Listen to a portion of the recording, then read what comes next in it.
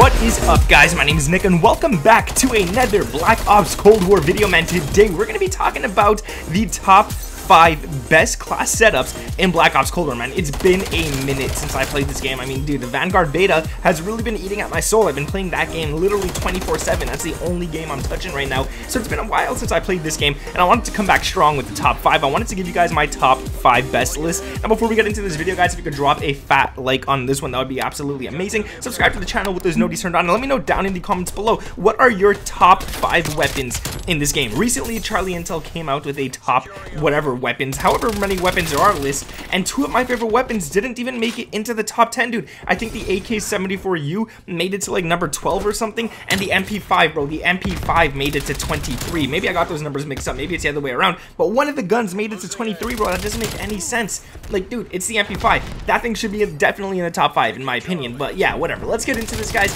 We're gonna talk about the top 5 best weapons, and the first one on this list, and I'm putting it at number 1, is the MP5, bro. The MP5 is the best gun in my opinion, because it's good at mid-range, it's amazing at long range for an SMG, and obviously up close, it definitely smashes people. Now, it's not the best up close, but when you put all those ranges together, I gotta say, like, this gun is just super fun to use. So the first thing you want to run on this is the muzzle break 9, which might sound weird, but you get 4% vertical recoil control, which is really, really nice to run on this class. After that, we're going to run the field agent grip, which gives you vertical and horizontal recoil control. And the reason I'm running both of these attachments here, the muzzle and the underbarrel, to give me vertical and horizontal recoil control, is because I like this gun to be used at mid and long range. If you're controlling the recoil at those ranges, that's where this gun is really going to shine. If you're not going to be worrying about kick and recoil and all that, this gun is really going to shine in those ranges. After that, we got the magazine, and that is the Salvo 40 round fast mags. You get magazine ammo capacity, reload quickness, max starting ammo, and ammo capacity. So it's great.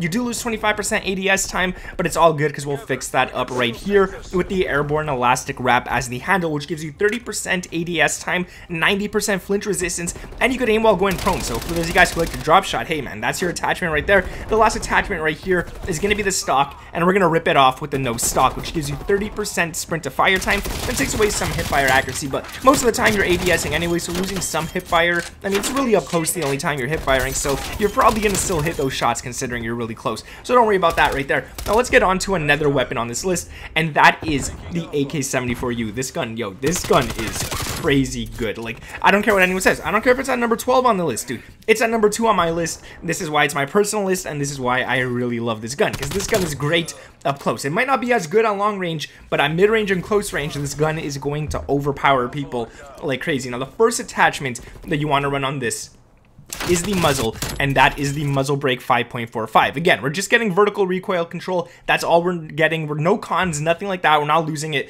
so that's really good. The underbarrel is going to be the patrol grip, which gives you sprinting move speed, but it also gives you sprint to fire time, which is probably the most important attachment in the game. If you're sprinting and you come off sprint and you can shoot faster than the enemy, that is definitely what you want to run. The magazine is going to be the VDV 50 round fast mags. Obviously, it's the same thing as the one we just ran on the MP5. You got magazine ammo capacity, reload quickness, max starting ammo, and ammo capacity. Again, we lose ADS, but really we're gonna get it back right here with the GRU elastic wrap. You guys know how it is, man. We don't really lose ADS.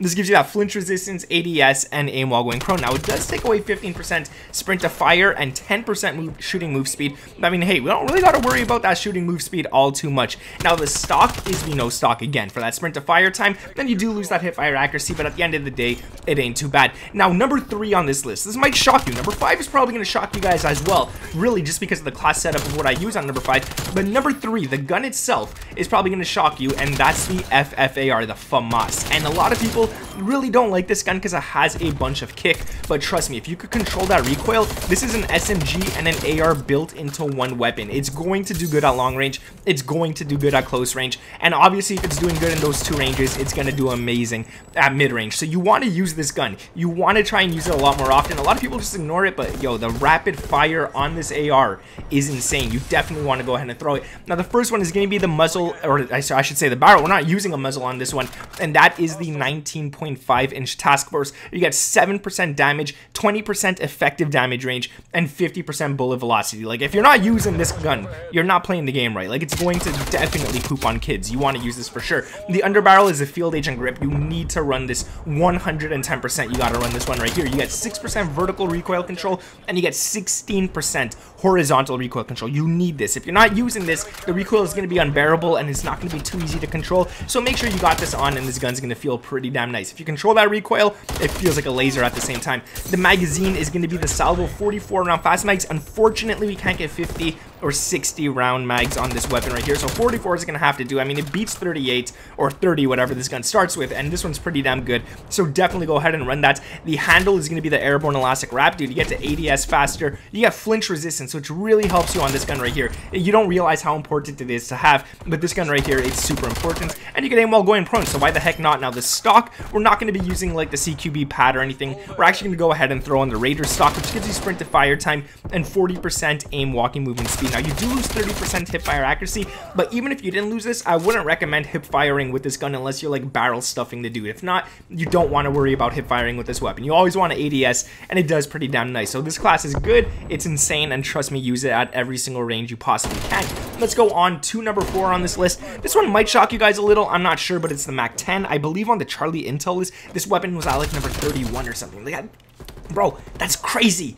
Why would the Mac 10 be at number 31? Yeah, okay, it's gotten some nerfs and stuff, but it's still really, really damn good. Now, the first thing we're running on this is the 5.9-inch Task Force. This gives you 4% damage, 50% effective damage range, and 75% bullet velocity. Now, you are losing some crazy stuff here. You're losing 20% vertical recoil control and 15% horizontal, so we definitely need to run the Field Agent Grip for the underbarrel, because that gives you back 8% vertical and 16% horizontal. You don't get it all back completely, but you do get some back, which really does help. You need to run this, especially if you're running that barrel. If you're not running that barrel, you might not need this underbarrel, but trust me, you want to make sure you're running them together. It does a pretty nice job. The magazine is weird, because you get more bullets on this tiny gun than you get on the FAMAS, but that is going to be the Salvo 53 round fast mags. It's good. I mean, you get magazine, ammo capacity, reload quickness, max starting ammo, and ammo capacity. So, I mean, hey, that's really good. You get more ammo in your mag, you get to reload a little quicker, and you start with pretty much full ammo. So it's pretty good. Not bad, and you don't really have to run Scavenger if you're using that, unless you're trying to go for nukes, and I always recommend running Scavenger, because every time you pick up someone else's gun, it doesn't seem to do too great, unless you pick it up when you're not on a streak. Then the gun seems really damn amazing. But yeah, let's just continue.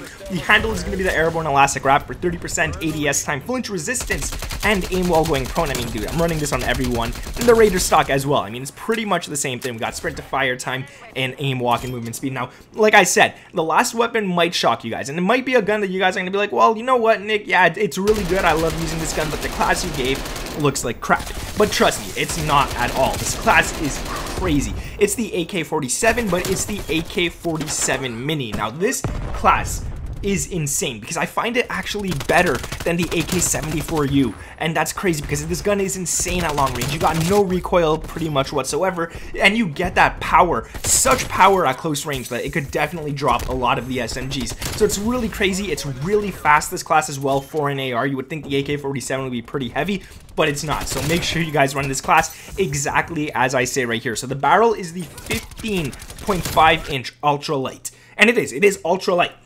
It makes this gun light. You get strafe speed and you get aim, walk, and movement speed. So that's really nice. 10% aim, walk, and movement speed at that. So it's really good. You can move around fast and whatnot. The underbarrel has to be the Spetsnaz grip, which gives you 18% horizontal recoil control. And that just means that this gun is going to be a laser. No matter how small you make it, it's going to be a laser. The magazine is going to be the taped mag, so you get 20% reload quickness. You get 0 cons whatsoever with this, so you get to reload fast, get back into the action, and do what you got to do. The handle is the GRU elastic wrap, so you get to ADS a lot faster. You get that flinch resistance, which really helps you go for those long shots, and it's an AR already, so even though it's really small, it does really good. And you can aim while going prone. Like I said, you drop shotters, have fun with that. The stock is not going to be the KGB skeletal stock, which would be kind of nice, but it kind of defeats the purpose of the look on this weapon. You want to make it look like an AK-74U, so we're going to go with the no stock, which gives you 30% sprint to fire time. Now, it does take away hip fire accuracy, but like I said, it's an AR. You don't really have to hip fire too much. So that class is insane. Hopefully it didn't shock you guys too much. It's a really fun class to use. If you guys did enjoy this video, make sure to drop a like on it. I would truly appreciate that. Subscribe to the channel with those notifications turned on, guys. That would really mean a lot to me as well. And let me know your top 5 weapons down in the comments below. Charlie Intel put up their top 5 or top 30 or 40 or whatever it is. And if I'm talking about about their top 10, there might only be 3 guns that I agree with in there. So I'm not really sure if I agree with it too much. I feel like some weapons just don't belong in the top 10 that they put, but it is what it is. I think the PPSH is really low on their list as well. It just doesn't make sense, man. But thank you guys for watching. My name is Nick, and I'll catch you guys in the next one. Peace!